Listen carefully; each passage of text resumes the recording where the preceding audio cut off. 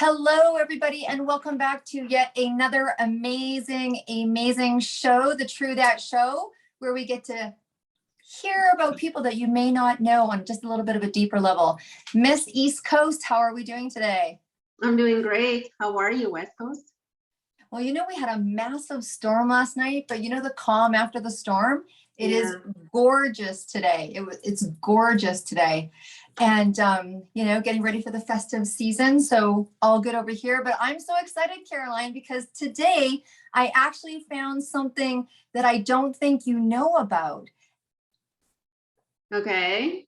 I know, right? Usually I get the pod and the age one, but with your expertise in marketing and all your university degrees and everything you did, and didn't you almost come up with the first iPhone or something? You're going to have to share with people what you did for your final, because this woman's brilliant. But I found something that's been around since the 1800s, kind of like, but right? So I would say 1900s, maybe. 1800s. She just wants to put it even way back there, but no, 1900s. Way back. Yeah. Way back. Okay. Yeah. So look there's a cutting edge form of marketing, and you are a marketing gal. So could you imagine using drones when you were doing marketing? Well, you talk about that like if I don't do marketing anymore. But, thank you. No, yes. Back in the days when we started, gosh, if I would have thought about drones, I'm sure I would have had some wild, crazy ideas. And thank God it didn't exist. Like, I'm thinking about all our party years and all of that, really good thing that internet was not big and drones were not there. So, but yes, today we're talking about, about drones, and I've learned a lot. And yes, it is used in marketing as well. I know,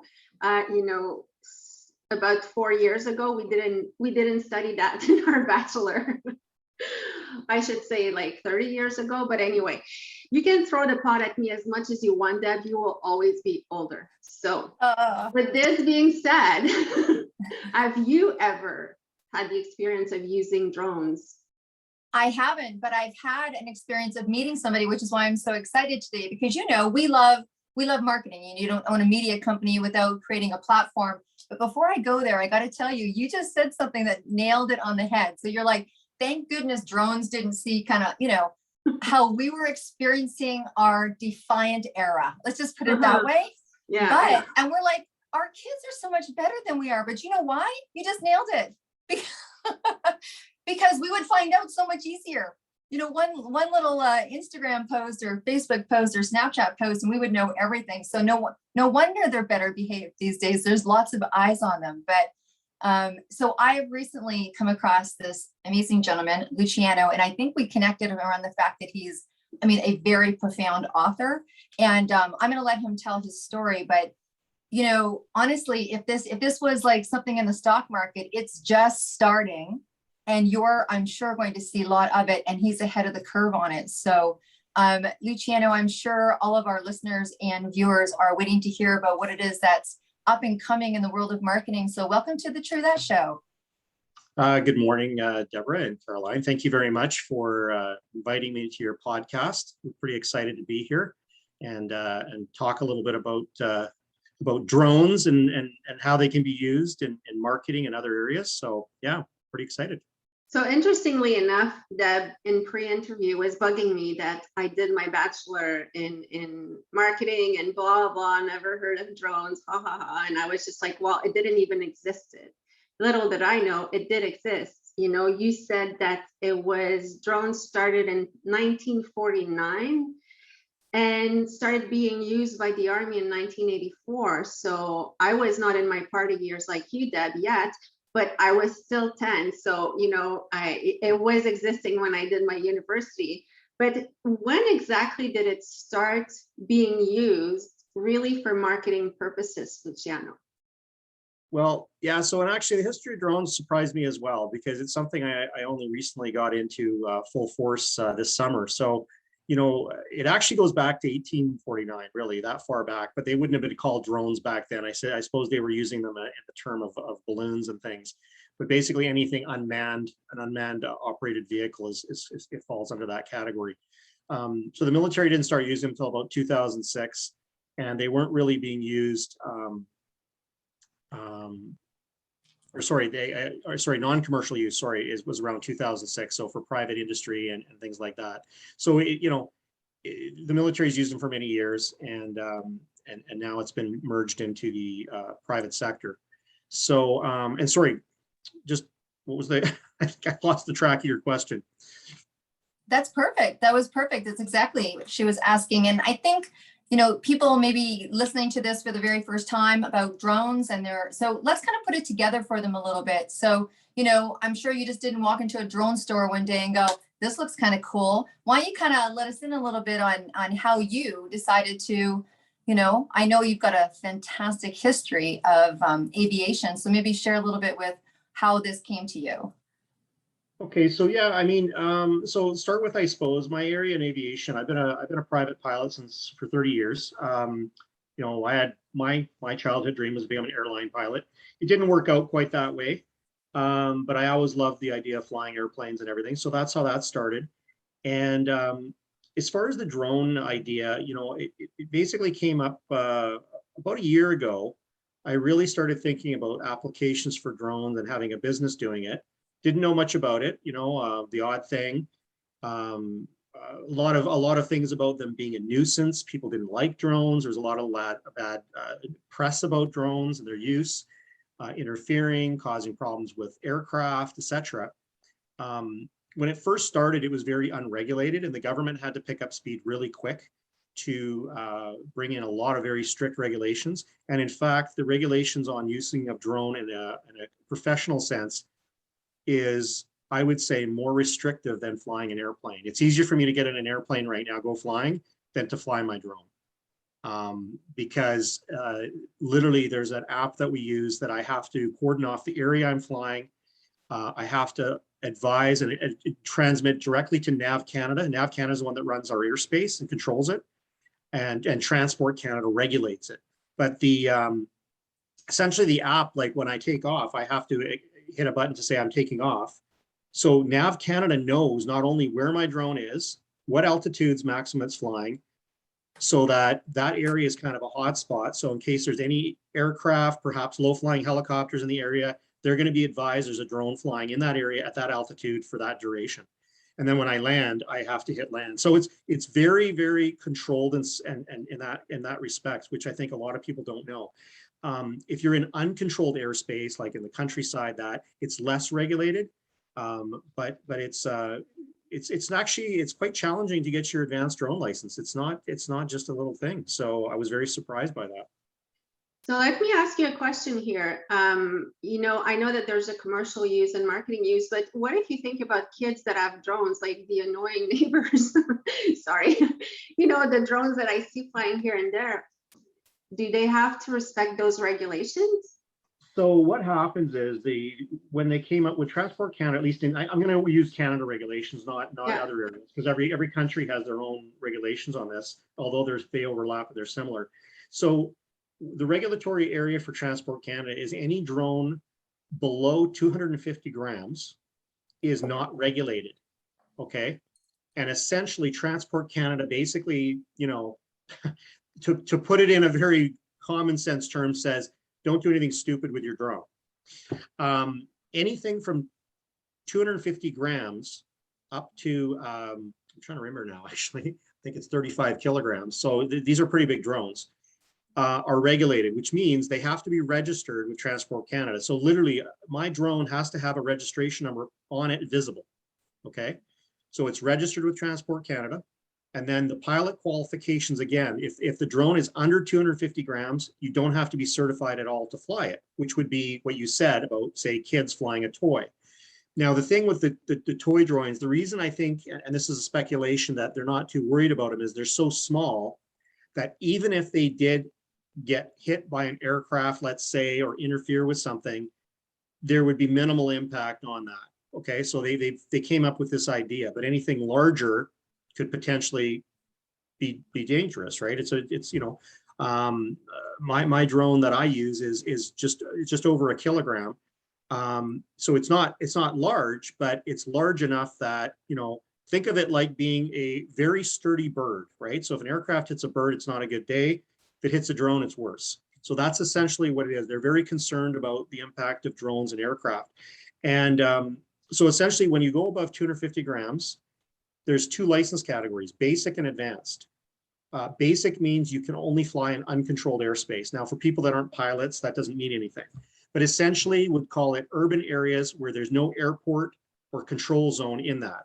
So anywhere in the lower mainland, up until the extra, extending into Abbotsford, is all controlled airspace. So any drone flights in urban areas, almost exclusively is always controlled airspace. Okay. So that means you have to have an advanced certification.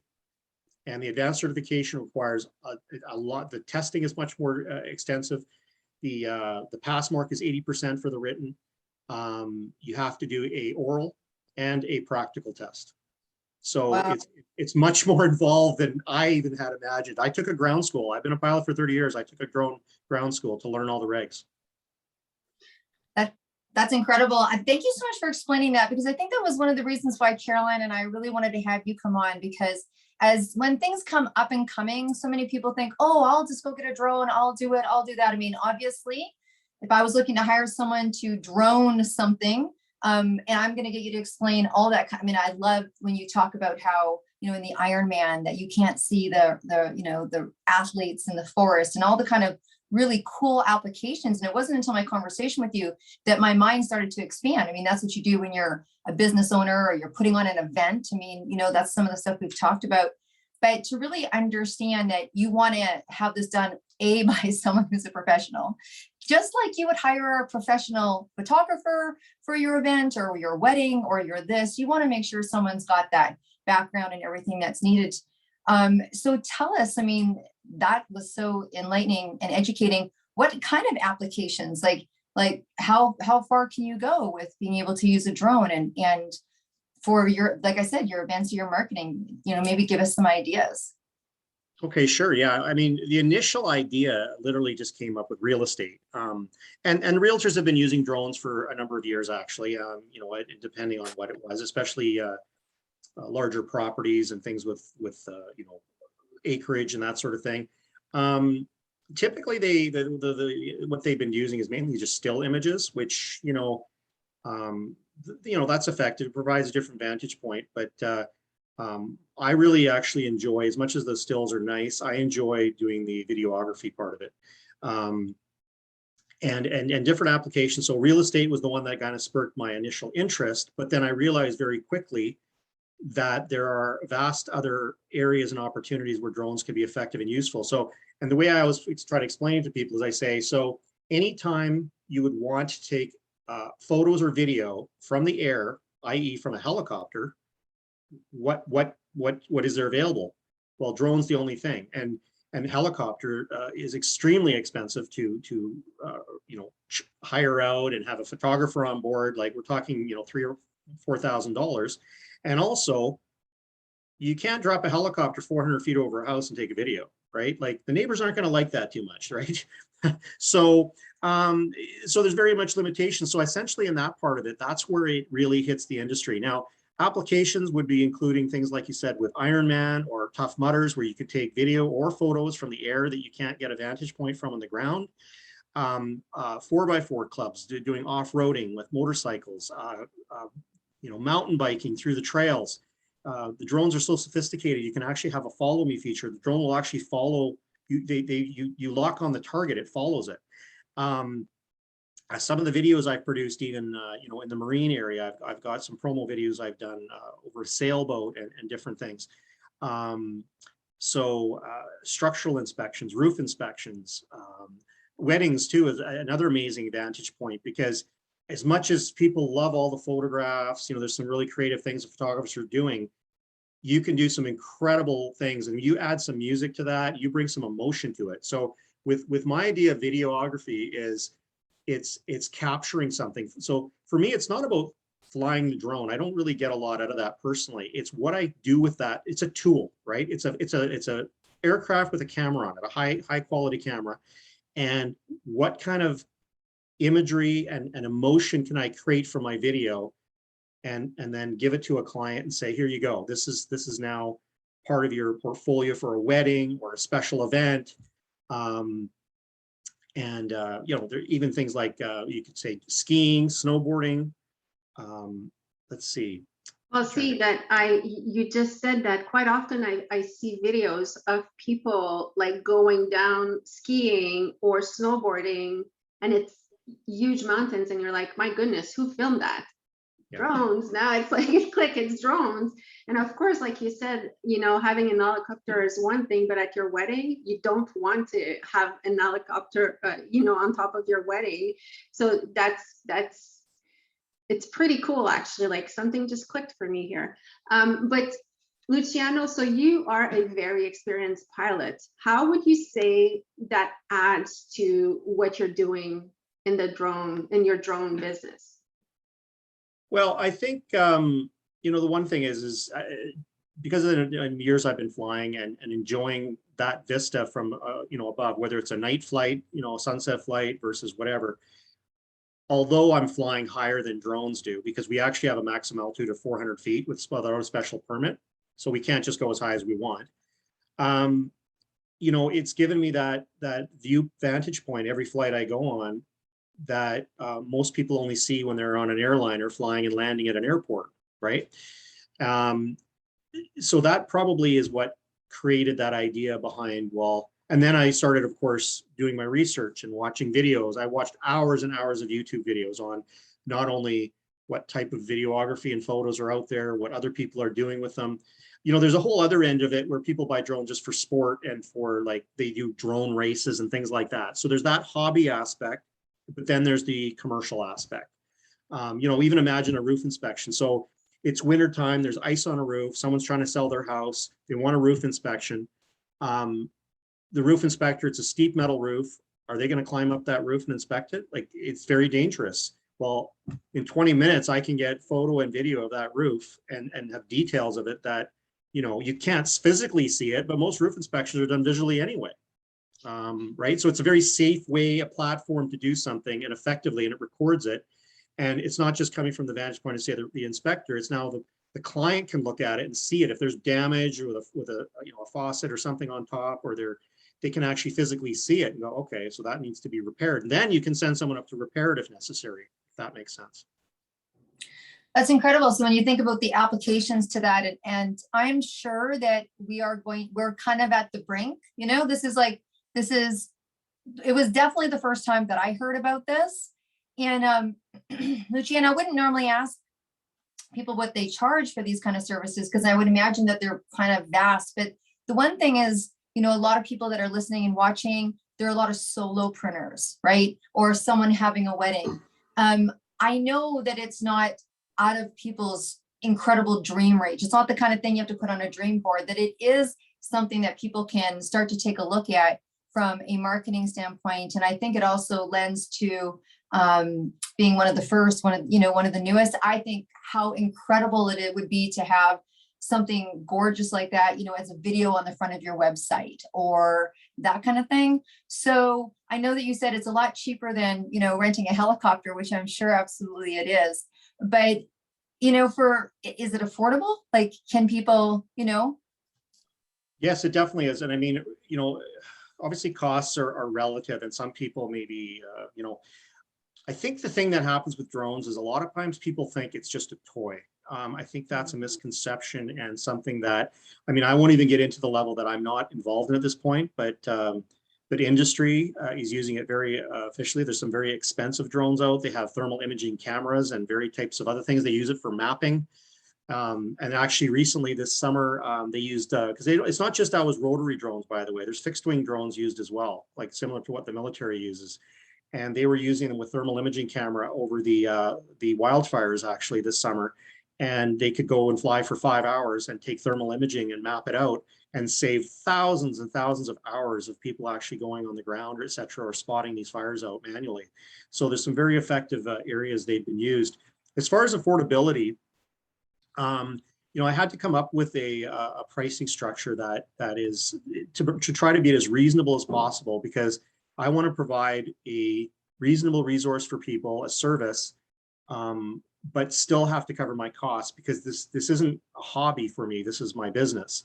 So essentially, if I was going to do a video shoot, a custom video shoot of a house, that would typically start at $399, and that includes the drone shoot, includes editing, it includes adding music, which is typically copyright protected. So as a business owner, I have to buy music that is that I can give the client.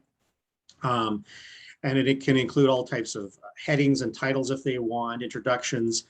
So that would usually include video and photos for that type of base price line.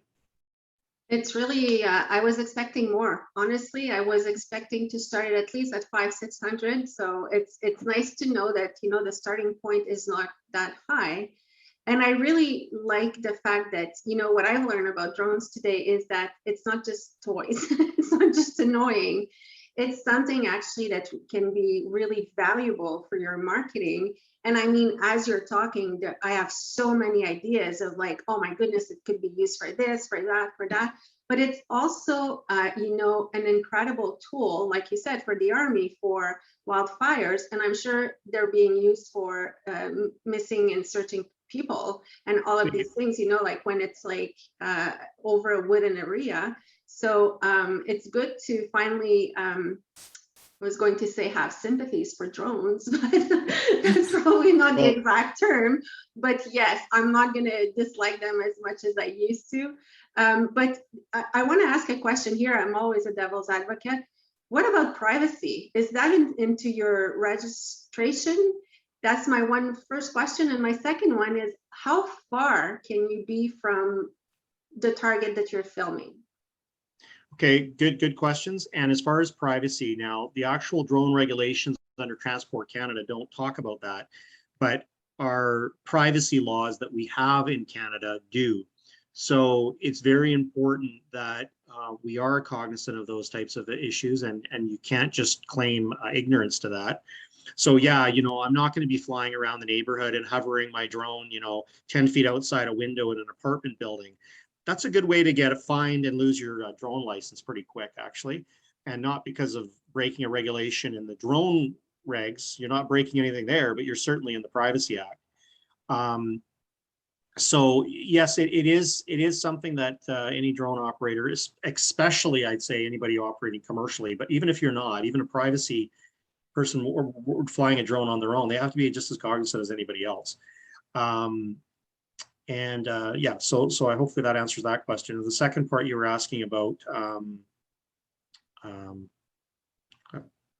oh, the distance. Thank you. Yeah, just short-term memory loss. First thing in the morning, only one coffee.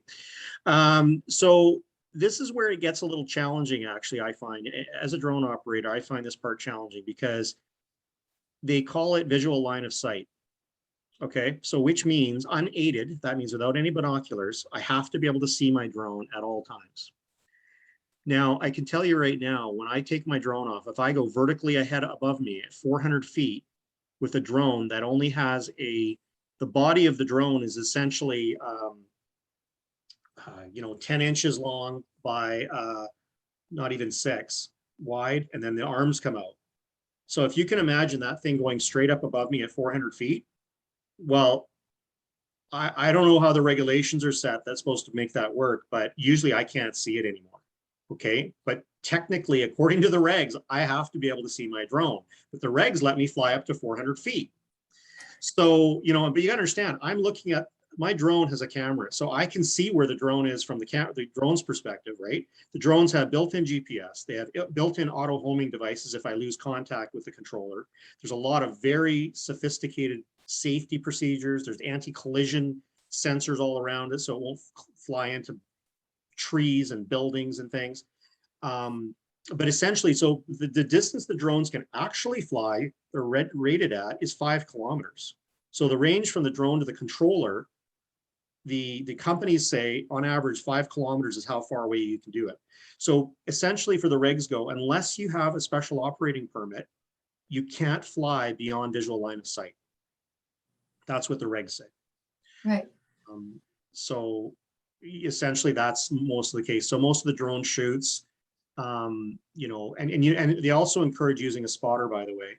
So you have a second person that keeps an eye on the drone with you while you fly it. So you are actually, you're classified as a drone pilot, actually, at Transport Canada. It's very interesting. And I had to chuckle when I first heard about it, because I've been an airplane pilot for years, and all of a sudden now I've got this drone pilot license, and I'm like, a drone pilot license? You know, you sort of do a double take, right? But yeah, it's that highly regulated, actually. And that's the part of it that I found very surprising when I got into this industry. Well, I think that anybody could obviously clearly hear, not only are you, do you have a great passion, but you are very well versed, very well educated, and very well prepared to, I mean, not only with your aviation experience, but obviously with the regulations. And I think most people would be surprised at how tight the regs are. So I have no doubt that you would do an amazing job. I've seen some of your footage. It's incredible. At this point, I think that it's just time to tell people how to get a hold of you, because I'm sure there's a lot of people with those ideas floating around in their heads. So if there's anything else, Wait. oh, I can see Karen. Yeah, I can see I have Caroline. a question. So Luciano, how much would you charge me to put a parachute on Deb and a drone in front of her and throw her off the plane? You mean at the point where Deb wouldn't kill me?